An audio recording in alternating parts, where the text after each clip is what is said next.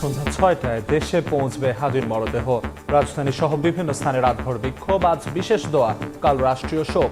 পরিবারের দায়িত্ব নেবে সরকার।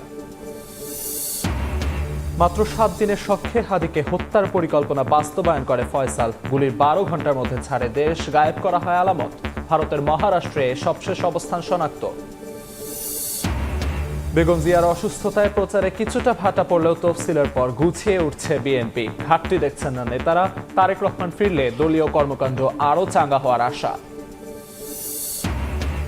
অতীত ঘাটাঘাটি না করে দেশ গঠনে ঐক্যবদ্ধ হওয়ার আহ্বান জামায়াত আমিরের। বন্ধুত্বপূর্ণ সম্পর্কের জন্য ভারতকে ফেরত দিতে হবে সাজাপ্রাপ্ত আসামিদের। এবং কক্সবাজারের টেকনাফে গহীন পাহাড়ে সশস্ত্র ডাকাত দলের আস্তানার সন্ধান। বিজিবির অভিযান, গোলাগুলি, বিপুল পরিমাণ অস্ত্র ও গোলা বারুদ জব্দ।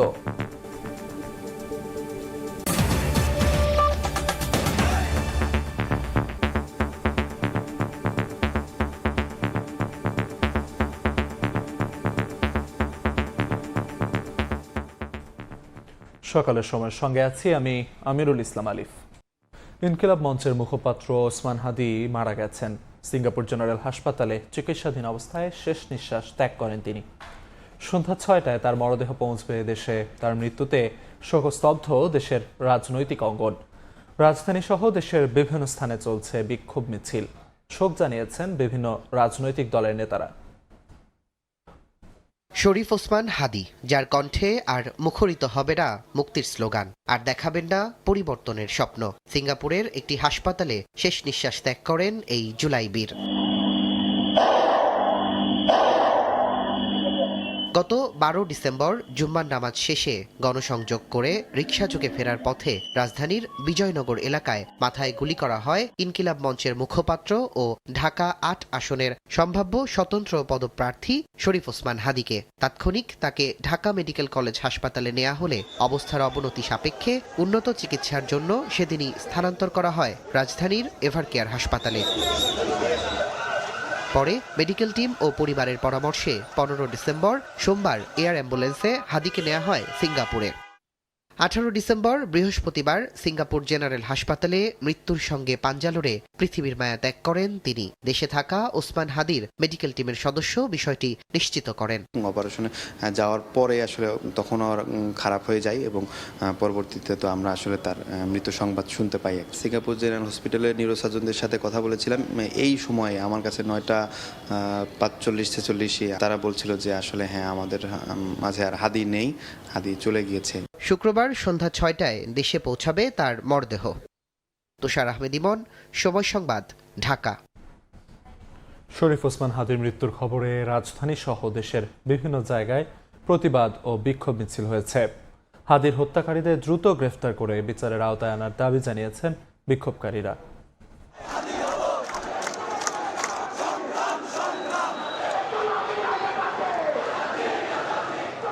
ইনকিলাব মঞ্চের মুখপাত্র শরীফ ওসমান হাদির মৃত্যুতে উত্তাল সারা দেশ। বৃহস্পতিবার রাতে সিঙ্গাপুর থেকে মৃত্যুর খবর পৌঁছানোর পরই উত্তাল হয়ে ওঠে শাহবাগ ও টিএসসি এলাকা। হাদির হত্যাকারীদের বিচারের দাবিতে শুরু হয় বিক্ষোভ। শরীফ ওসমান হাদিকে যারা হত্যা করেছে তাদেরকে অবিলম্বে বাংলাদেশের কাছে হস্তান্তর করতে হবে।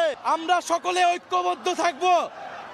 আমরা সকলে আমাদের জায়গা থেকে দায়িত্বশীল হব যে এই ওসমান হাদিকে যারা খুন করে ভারতে পালিয়েছে তাদেরকে ফেরত দিতে হবে। আমাদের সবার মাথার দর নির্ধারণ হয়েছে, আর ঘরে বসে থাকার সুযোগ নাই।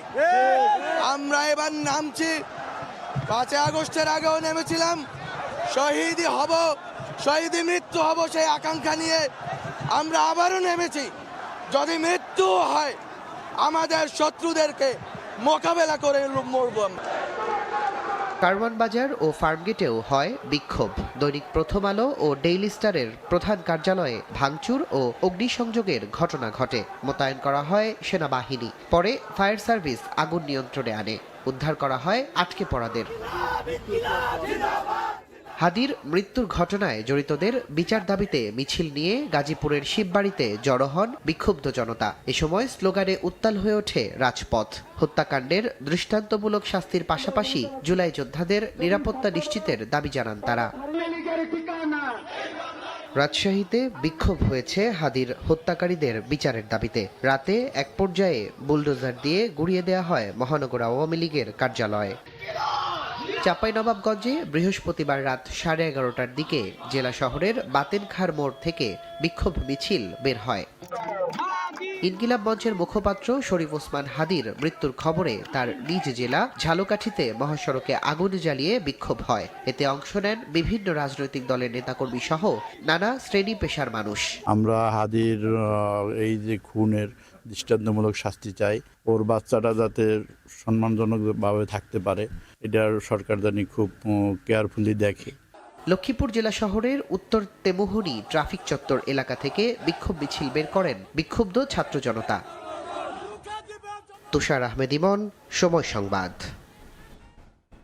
এই মুহূর্তে রাজধানীর শাহবাগে আছেন সহকর্মী কামরুল হাসান, সরাসরি যাচ্ছি তার কাছে।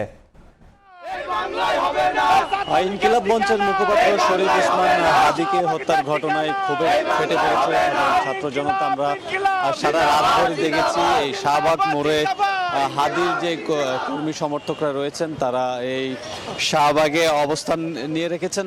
আমরা যদি একটু দেখানোর চেষ্টা করি, আপনারা দেখতেই পাচ্ছেন নিশ্চয়ই এই শাহবাগ মোড় কিন্তু এখনো পর্যন্ত হাদির যে সমর্থক যারা রয়েছেন তাদের দখলে রয়েছে। আমরা রাতভর দেখেছি এখানে অন্তত কয়েক হাজার মানুষ কিন্তু এই শাহবাগ মোড় দখল করে রেখেছে এবং সকালের দিকে কিছুটা লোক সংখ্যা কমে গেলেও ভোরের আলো ফোটার সাথে সাথে আবারও কিন্তু এই শাহবাগ মোড়ে জনসমাগম আস্তে আস্তে বাড়তে দেখা গেছে। আমরা দেখতেই পাচ্ছি সকাল হওয়ার সাথে সাথেই এখানে হাদির যে সমর্থকরা যারা আছেন তারা এখানে এসে হাজির হয়েছেন, উপস্থিত হয়েছেন এবং তারা যে দাবিটুকু জানাচ্ছেন যে আপনারা জানেন যে গত শুক্রবার ইনকিলাব মঞ্চের মুখপাত্র শরীফ ওসমান হাদি যখন তার নির্বাচনী প্রচারণা চালাচ্ছিলেন এবং নির্বাচনী প্রচারণা চালিয়ে বাসায় ফেরার সময় তিনি গুলিবিদ্ধ হন। এই গুলিবিদ্ধের ঘটনায় তিনি মারাত্মকভাবে আহত হন এবং এরপরেই তাকে ঢাকা মেডিকেল কলেজ হাসপাতালে নেওয়া হয়। সেখান থেকে উন্নত চিকিৎসার জন্য রাজধানীর এভার কেয়ার হাসপাতালে নেওয়া হয় এবং সেই এভার কেয়ার হাসপাতাল থেকে আরও অধিকতর উন্নত চিকিৎসার জন্য অন্তর্বর্তীকালীন সরকার শরীফ ওসমান হাদিকে সিঙ্গাপুরে পাঠায় এবং সেখানে 3 দিন চিকিৎসাধীন থাকা অবস্থায় গতকাল রাত 10টার দিকে শরীফ ওসমান হাদির মৃত্যুর সংবাদ আসে এবং তার মৃত্যুর সংবাদটি আসার পরেই কিন্তু যে ক্ষোভ, সেই ক্ষোভের সঞ্চার আমরা দেখতে পেয়েছি।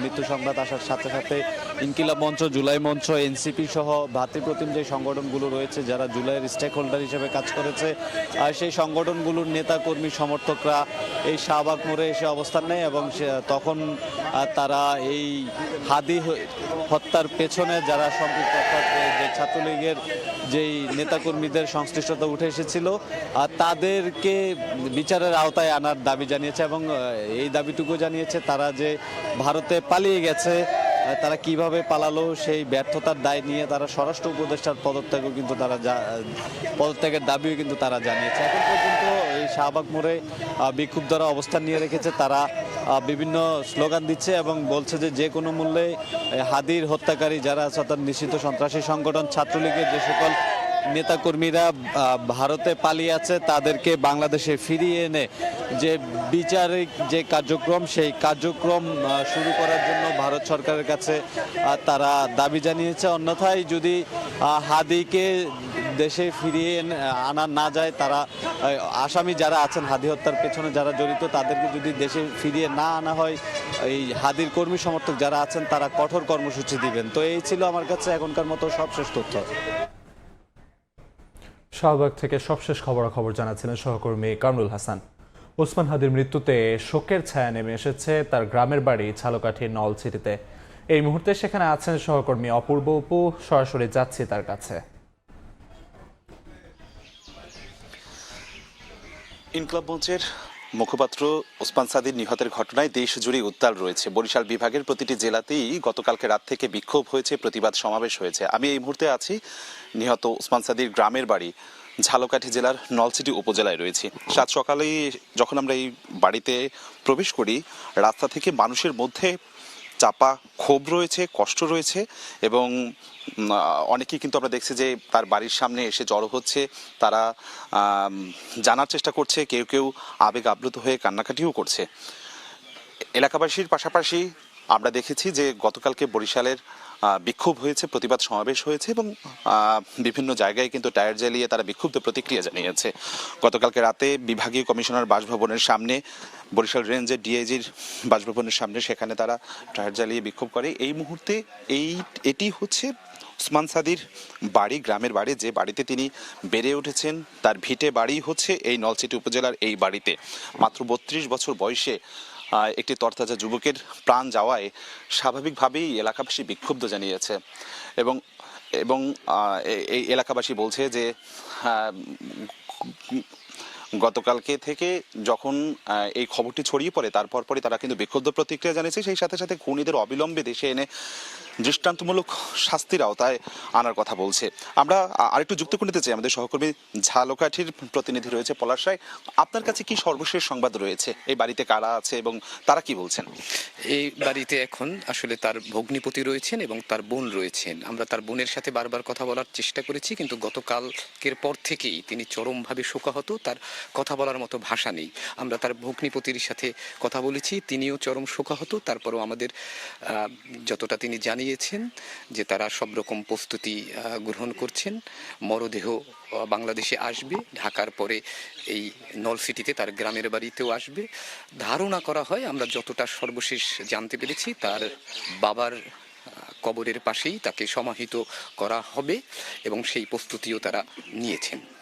আমরা যখন এই গ্রামবাসীর সাথে এসে কথা বলছি, তারাও কিন্তু শোকে বিহ্বল, তারা যেটি বলছে। এবং এই মুহূর্তে আসলে এখানে গণমাধ্যম কর্মীদের উপস্থিতি রয়েছে, পুলিশের উপস্থিতি রয়েছে, সেই সাথে সাথে অনেক মানুষ আসছে, সাধারণ ছাপোষা মানুষও আসছে। আজকে তো দিনভর নানান কর্মসূচি। হ্যাঁ দেখুন অপু, আসলে গতকাল রাত থেকেই কিন্তু এই বাড়িতে অসংখ্য মানুষের ভিড় করে। উপজেলার সকল মানুষই কিন্তু এখানে রয়েছে। ঝালকাঠি এবং নলসিটিতে ব্যাপক কর্মসূচি রয়েছে আজকে। ধন্যবাদ। শুধুমাত্র ঝালকাঠি নলসিটি নয়, এর পাশাপাশি বরিশাল বিভাগ জুড়ে প্রত্যেকটি জেলায় কিন্তু নানান ধরনের কর্মসূচি রয়েছে। বিশেষ করে বাদজুম্মা বরিশালে বড় ধরনের প্রতিবাদ কর্মসূচির ঘোষণা দিয়েছে। তো আমার কাছে সকাল পর্যন্ত বরিশালের ঝালকাঠির নলসিটিতে তার গ্রামের বাড়ি থেকে এতটুকুই খবর ছিল। সরাসরি যুক্ত ছিলাম ঝালকাঠিতে। ইনকিলাব মঞ্চের মুখপাত্র শরীফ ওসমান হাদির মৃত্যুতে শনিবার রাষ্ট্রীয় শোক ঘোষণা করা হয়েছে। পাশাপাশি শুক্রবার দেশের সব মসজিদে বিশেষ দোয়া ও মোনাজাতের আয়োজন করা হবে বলে জানিয়েছেন প্রধান উপদেষ্টা ডক্টর মোহাম্মদ ইউনূস। দেশবাসীকে ধৈর্য ধরার আহ্বান জানিয়ে তিনি বলেন, সরকার শহীদ হাদির পরিবারের দায়িত্ব গ্রহণ করবে।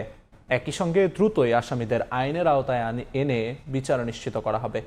হাদির মৃত্যুর শোককে শক্তিতে পরিণত করে সবাইকে ঐক্যবদ্ধ হওয়ার আহ্বান জানিয়েছেন প্রধান উপদেষ্টা। সিঙ্গাপুরে চিকিৎসাধীন জুলাই গণঅভ্যুত্থানের সম্মুখভাগের অকুতভয় যোদ্ধা ও ইনকিলাব মঞ্চের মুখপাত্র শরীফ ওসমান হাদি আর আমাদের মাঝে নেই। ইন্না লিল্লাহি ওয়া ইন্না ইলাইহি রাজিউন। শরীফ ওসমান হাদির এই অকাল মৃত্যুতে আমি গভীর শোক ও দুঃখ প্রকাশ করছি। শহীদ ওসমান হাদির স্ত্রী ও একমাত্র সন্তানের দায়িত্ব সরকার গ্রহণ করবে। শহীদ শরীফ ওসমান হাদির অকাল মৃত্যুতে আগামী শনিবার একদিনের রাষ্ট্রীয় শোক ঘোষণা করছি। এই নৃশংস হত্যাকাণ্ডের সঙ্গে জড়িত সকল অপরাধীকে দ্রুত আইনের আওতায় আনা হবে এবং তাদের বিরুদ্ধে সর্বোচ্চ শাস্তি নিশ্চিত করা হবে। এ যেন ক্রাইম থ্রিলার সিনেমার স্ক্রিপ্ট। বিদেশ থেকে দেশে এসে গঠন করা হয় শুটার টিম। পরিকল্পনা বাস্তবায়নে টার্গেটের সঙ্গে চলে কৌশলে সখ্য তৈরি। মাত্র 7 দিনে সখ্য করে গুলি করে হত্যার 12 ঘন্টার মধ্যে দেশ ছেড়ে পালিয়ে যায় ফয়সাল, গায়েব করা হয় আলাবত। ইনকিলাব মঞ্চের মুখপাত্র তফসিলের পর আবারও গুছিয়ে উঠছে বিএনপি। নেতারা বলছেন, প্রতিকূলতার মধ্যেও প্রস্তুতিতে ঘাটতি নেই। রাজনীতিতে বেগম জিয়ার অনুপস্থিতির শূন্যতা পূরণ না হলেও নেতাকর্মীরা চাঙা হবেন তারেক রহমান ফিরলে। তার নেতৃত্বে ঐক্যবদ্ধ হয়ে নির্বাচনী লড়াইয়ে যাবে বিএনপি। হাসান ওয়ালির প্রতিবেদন। আগামী জাতীয় সংসদ নির্বাচনকে সামনে রেখে মাঠে ঘাটে চষে বেরিয়েছেন। দলীয় প্রতীক ধানের শীষের পক্ষে ভোট টানতে মানুষের দুয়ারেও ছুটে গেছেন কর্মীরা। মাঝে খানিক সময়ের জন্য হঠাৎই ছন্দপতন। দলীয় প্রধান বেগম খালেদা জিয়ার শারীরিক অসুস্থতায় ভাটা পড়ে সেই সব কর্মসূচিতে। বিএনপি নেত্রীর সুস্থতা কামনায় সারা দেশে শুরু হয় দোয়া মোনাজাত কর্মসূচি। প্রতিদ্বন্দ্বিতাপূর্ণ নির্বাচনের আভাসে তফসিলের আগে সম্ভাব্য প্রার্থী তালিকা ঘোষণা করে বেশিরভাগ দল। 2 দফায় 273টি আসনে প্রার্থী চূড়ান্ত করেছে বিএনপি। এবার তফসিল ঘোষণার পর আবারও নির্বাচনমুখী ধানের শীষের প্রার্থী সমর্থকরা। এরই মধ্যে ভারপ্রাপ্ত চেয়ারম্যান তারেক রহমানের দেশে ফেরার সংবাদে খুশি জোয়ার বইছে বিএনপি নেতাকর্মীদের মাঝে। বিএনপি নেতারা বলছেন, ঢালাওভাবে প্রচারণা না হলেও বেগম জিয়ার সুস্থতায় দোয়া মাহফিলের মধ্য দিয়ে ভোটারদের মন জয়ের চেষ্টায় ছিলেন প্রার্থীরা। প্রিয় নেত্রীর সুস্থতা কামনায় আমরা দোয়া মাহফিল করছি। পাশাপাশি আগামী নির্বাচনে বাংলাদেশ জাতীয়তাবাদী দল বিএনপি যদি ধানের শীষের প্রতীক নিয়ে আমরা নির্বাচিত হতে পারি, আমরা যদি সরকার গঠন করতে পারি, সেই কর্ম পরিকল্পনাগুলো কিন্তু আমরা প্রত্যেকটি সাধারণ মানুষের দোরগোড়ায় পৌঁছে দিচ্ছি। বিএনপির স্থায়ী কমিটির এই সদস্য বলছেন, রাজনীতিতে বেগম খালেদা জিয়ার অনুপস্থিতির শূন্যতা পূরণ না হলেও নেতাকর্মীরা চাঙ্গা হবেন তারেক রহমান ফিরলে। তার নেতৃত্বেই ঐক্যবদ্ধ হয়ে নির্বাচনী লড়াইয়ে ঝাঁপিয়ে পড়বে বিএনপি। দেশনেত্রী বেগম খালেদা জিয়া তার শূন্যতা তো আমাদের সবসময় থাকবে। আমরা সবসময় তাকে ফিল করি। যতই উনি ভালো সুস্থ হয়ে আসুক, ঠিক ওইভাবে তো উনি আর মাঠে আসতে পারছেন না। যেটা উনি করতেন সারা বাংলাদেশে ঘুরে, সেটা তো করতে হবে আমাদের ভারপ্রাপ্ত চেয়ারম্যানকে। বিএনপি নীতি নির্ধারকদের মতে কোনো পরিস্থিতিতেই ফেব্রুয়ারি নির্বাচন পেছানো যাবে না। তফসিল হয়েছে এবার ভোটের লড়াইয়ে 12 ফেব্রুয়ারির অপেক্ষায় বিএনপি। ওনার অসুস্থতায় পুরো জাতি থমকে গেছে। মানুষের তো শারীরিক অবস্থা যখন তখন তার খারাপ হতে পারে। এর অর্থে জাতীয় কোনো ইভেন্ট বন্ধ হয়ে থাকার তো কোনো কারণ নাই। নির্বাচন চলবে। আওয়ামী লীগবিহীন নির্বাচনকেও সহজভাবে নিচ্ছে না বিএনপি, বরং ধর্মীয় দলগুলোর জোটকে ভোটের মাঠে শক্তভাবে মোকাবেলায় প্রস্তুত বলে জানান নেতারা। হাসান ওয়ালি, সময় সংবাদ, ঢাকা।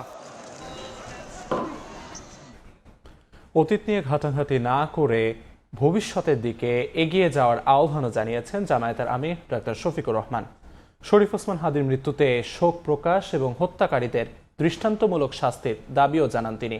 লন্ডনে কমনওয়েলথের একটি সেমিনারে যোগ দিয়ে তিনি কথা বলেন, ভারতের সঙ্গে বন্ধুত্বপূর্ণ সম্পর্ক চায় বাংলাদেশ, তবে সেই বন্ধুত্বের ভিত্তি হতে হবে পারস্পরিক দায়িত্ববোধ ও প্রতিবেশী সুলভ আচরণ।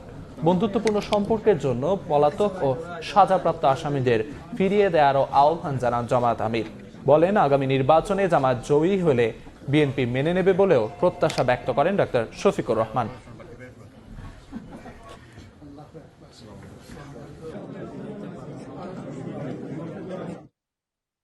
আর একটা অনুরোধ জানাবো যে পিছন নিয়ে আমরা একটু কম ঘাটাঘাটি করি, কারণ যে জাতি অতিরিক্ত পিছন নিয়ে ঘাটাঘাটি করে সেই জাতির কোনো ভবিষ্যৎ নেই।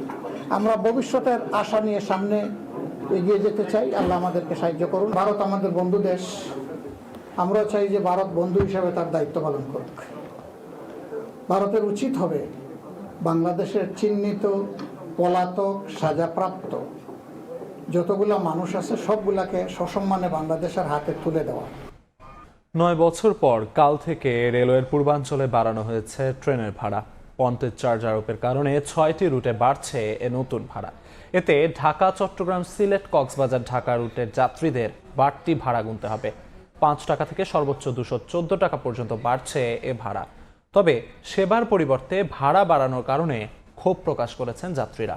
বিস্তারিত জানাচ্ছেন পার্থপ্রতিম বিশ্বাস। ঢাকা, চট্টগ্রাম, সিলেট ও ময়মনসিংহ বিভাগ নিয়ে গঠিত রেলওয়ে পূর্বাঞ্চল। এই রুটে ট্রেন ও আসন ভেদে সর্বনিম্ন 5 থেকে সর্বোচ্চ 226 টাকা পর্যন্ত ভাড়া বাড়ানো হয়েছে। ঢাকা চট্টগ্রাম, ঢাকা কক্সবাজার, ঢাকা সিলেট, চট্টগ্রাম জামালপুর ও ঢাকা দেওয়ানগঞ্জ রুটের মোট 11টি সেতুতে পন্টেজ চার্জ প্রযোজ্য হবে। মূলত ব্রিটিশ আমলের নিয়ম অনুযায়ী রেলের যাত্রাপথে থাকা সেতু রক্ষণাবেক্ষণের জন্য পন্টেজ চার্জ ধরা হয়। এতদিন রেলওয়ে পূর্বাঞ্চলে 7টি সেতু পন্টেজ চার্জের আওতায় ছিল, বর্তমানে যোগ হচ্ছে আরও 11টি।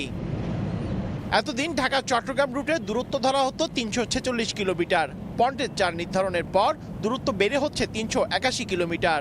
ঢাকা সিলেট, চট্টগ্রাম জামালপুর, চট্টগ্রাম দেওয়ানগঞ্জ রুটে ভাড়া বাড়ছে সর্বনিম্ন 5 থেকে সর্বোচ্চ 127 টাকা পর্যন্ত।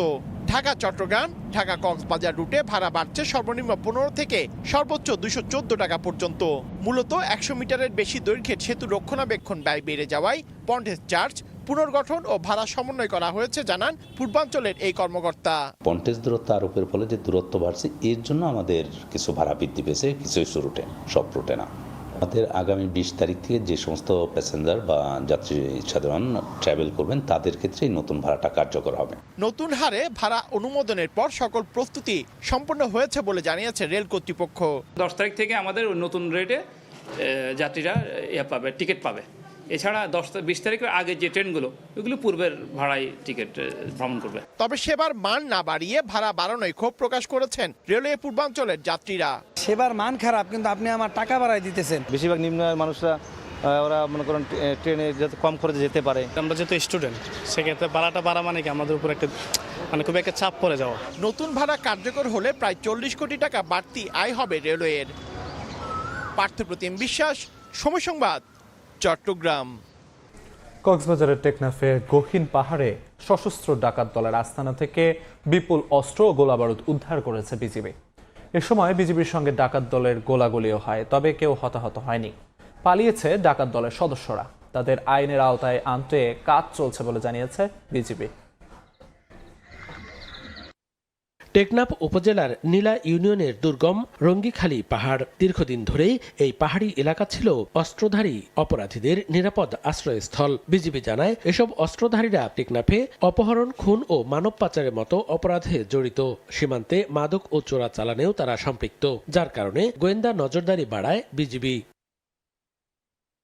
বিজিবি জানায় অস্ত্রধারী ডাকাত দলের গহীন পাহাড়ে অবস্থানের খবরে কৌশলগত অবস্থান নেয় বিজিবি। বৃহস্পতিবার রাত 11টার দিকে পাহাড়ে সন্দেহজনক তৎপরতা নজরে এলে ডাকাত দল বিজিবিকে লক্ষ্য করে গুলি ছোড়ে। আত্মরক্ষার্থে পাল্টা গুলি চালায় বিজিবিও। গুলির মুখে ডাকাত দল পালিয়ে গেলেও তাদের অস্থায়ী ঘাঁটি থেকে উদ্ধার হয় বিপুল আগ্নেয়াস্ত্র ও গোলা বারুদ। উদ্ধারকৃত অস্ত্রের মধ্যে রয়েছে 3G rifle, 1 shooter gun, hand grenade, মর্টারের গোলা, 17 কেজি গান পাউডার, বোমা তৈরির উপকরণ এবং 3 শতাধিক রাউন্ড গুলি। ডাকাত দলটি তাদের অস্থায়ী ঘাঁটি ত্যাগ করে সংলগ্ন অপর একটি পাহাড়ের দিকে পালিয়ে যায়।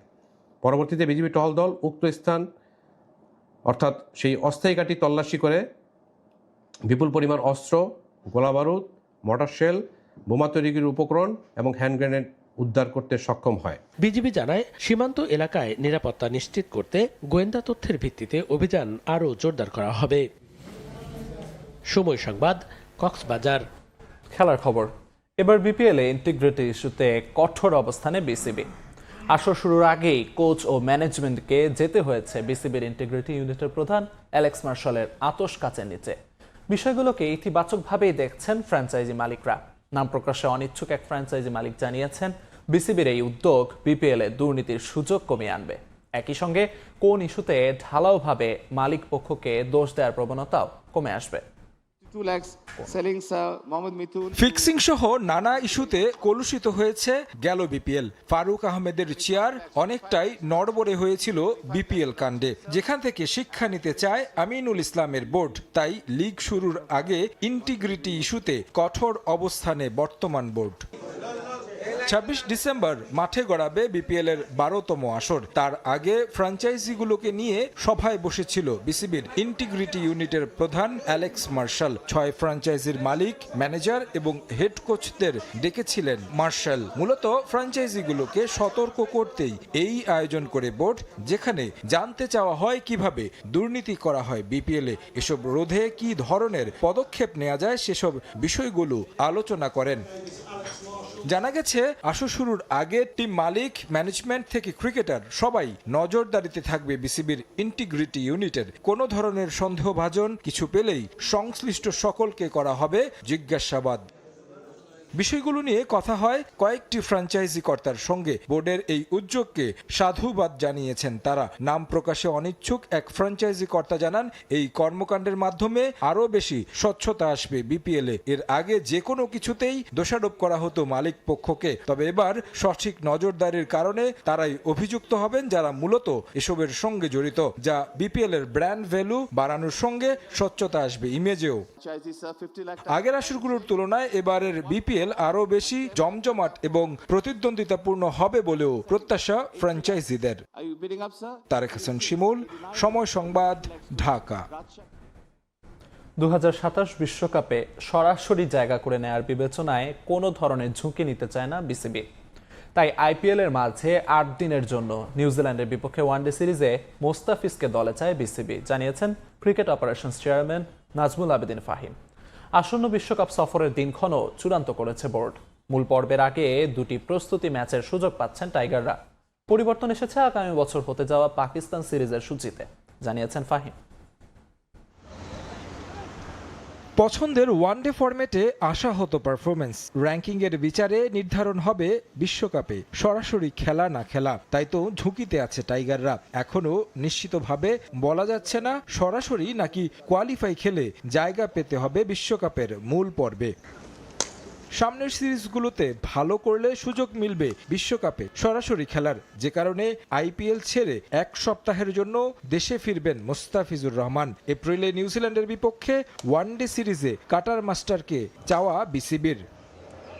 যদিও ফ্র্যাঞ্চাইজি টুর্নামেন্টে খেলার গুরুত্ব স্বীকার করে নিয়েছেন ক্রিকেট অপারেশনস চেয়ারম্যান। ওডিআই আমরা জানি যে আমাদের কোয়ালিফিকেশন জন্য আমরা ওই জায়গাটা আমরা বিন্দুমাত্র ছাড় দিতে রাজি না।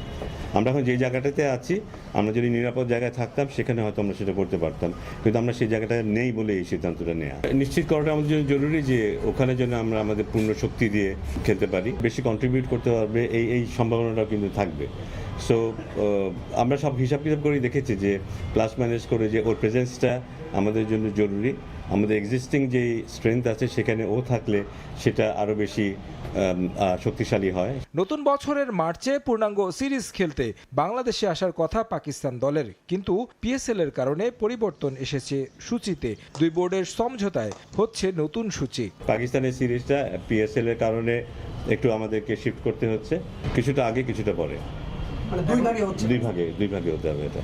অবশ্য ওয়ানডের চেয়ে টি-20 নিয়ে বেশি ভাবনা বিসিবির। ফেব্রুয়ারিতে ভারত ও শ্রীলঙ্কায় অনুষ্ঠিত হবে শর্টার ফরম্যাটের বৈশ্বিক আসর। তাই বিপিএল শেষ না হতে বিশ্বকাপ প্রস্তুতি শুরু করবেন ক্রিকেটাররা। বিপিএল এর যাদের খেলা আগে শেষ হয়ে যাবে তাদেরকে নিয়ে কাজ শুরু হয়ে যাবে, কিন্তু বিপিএল ফাইনাল খেলার অনেক আগে থেকেই আমরা হয়তো দেখবো যে হ্যাঁ, যারা কোয়ালিফাই করেন এই টপ 4-এ তাদের মধ্যে কেউ আছে যারা জাতীয় দলের প্রবল খেলোয়াড়, তাদেরকে নিয়ে আমরা কাজ করা শুরু করে দেবো। 2টো প্র্যাকটিস ম্যাচ খেলছি বিশ্বকাপের ইমিডিয়েট আগে, একটা নামিবিয়ার সাথে এবং একটা আফগানিস্তানের সাথে।